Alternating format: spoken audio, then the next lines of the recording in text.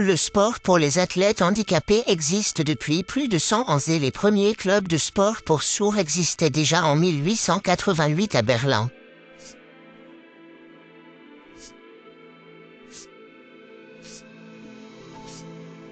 Après la Seconde Guerre mondiale, les méthodes traditionnelles de réhabilitation ne pouvaient pas répondre aux besoins médicaux et psychologiques de nombreux soldats et civils atteints d'un handicap. À la demande du gouvernement britannique, le Dr Ludwig Guttmann fonda, en 1944, le Centre national des blessures de la moelle épinière à l'hôpital de Stoke Mandeville, en Grande-Bretagne.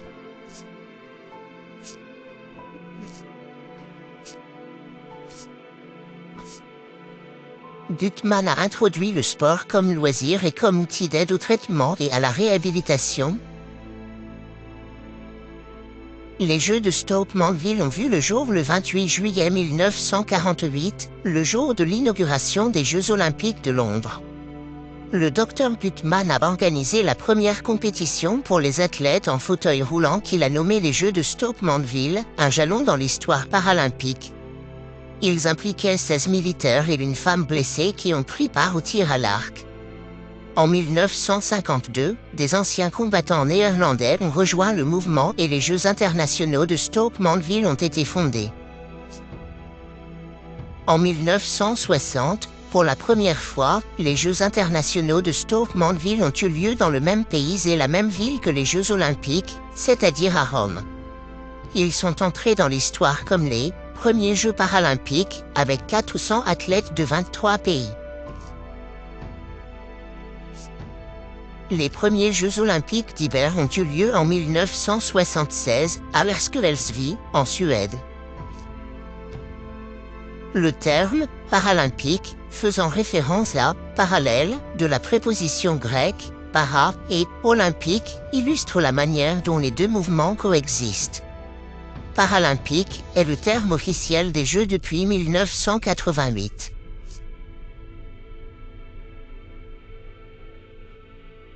Toujours en 1960, sous l'égide de la Fédération mondiale des anciens combattants, un groupe de travail international sur le sport pour les handicapés a été créé pour étudier les problèmes du sport pour les personnes handicapées. Cela a abouti à la création, en 1964, de l'Organisation internationale du sport pour les handicapés, ISO, qui offrait des opportunités aux athlètes qui ne pouvaient pas s'affilier aux Jeux internationaux de Stoke Mandeville, malvoyants, amputés, personnes atteintes de paralysie cérébrale et paraplégiques.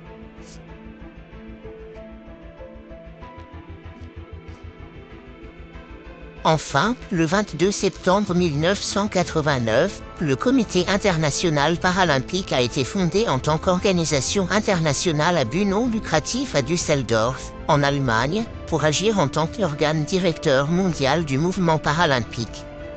Formé et géré par environ 170 comités nationaux paralympiques, CNP, 4 fédérations internationales spécifiques au handicap de personnes handicapées, organisations internationales de sport pour personnes handicapées, USD, et les organisations sportives et régionales.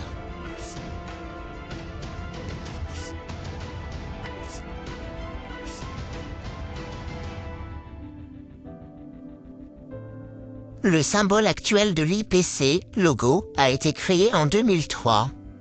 Il s'agit d'un symbole en mouvement, composé de 3 agitos, qui signifie « je bouge » en latin, entourant un point central pour souligner le rôle de l'IPC de réunir les athlètes de tous les coins du monde et leur permettre de participer à des compétitions, mais également pour illustrer le fait que les athlètes paralympiques inspirent et stimulent constamment le monde avec leurs performances, le fait qu'ils aillent toujours de l'avant et qu'ils n'abandonnent jamais. Le nouveau symbole paralympique se compose de 3 éléments, en rouge, bleu et vert, les 3 couleurs les plus représentées dans les drapeaux nationaux du monde.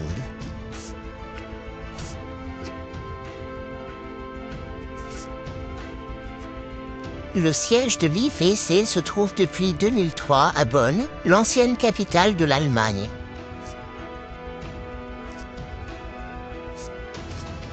L'IPC se compose de l'Assemblée générale, du conseil d'administration, de l'équipe de direction et de plusieurs conseils et comités permanents.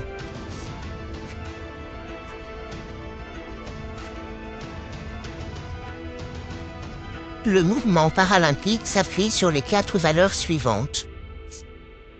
Courage, détermination, inspiration et égalité. Ces valeurs mettent également l'accent sur les athlètes, leurs talents et leurs exploits, afin que ces derniers jouent un rôle de modèle pour transmettre la vision et les aspirations. L'IPC a exprimé cette philosophie dans sa constitution, qui est le principe fondateur de son plan stratégique. Les athlètes et les Jeux paralympiques se trouvent au cœur du mouvement.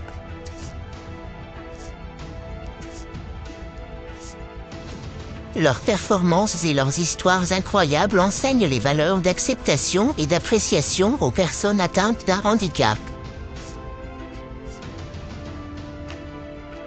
Le mouvement paralympique établit une passerelle entre le sport et la conscience sociale, contribuant ainsi au développement d'une société plus équitable, respectueuse et offrant des opportunités égales à tous les individus.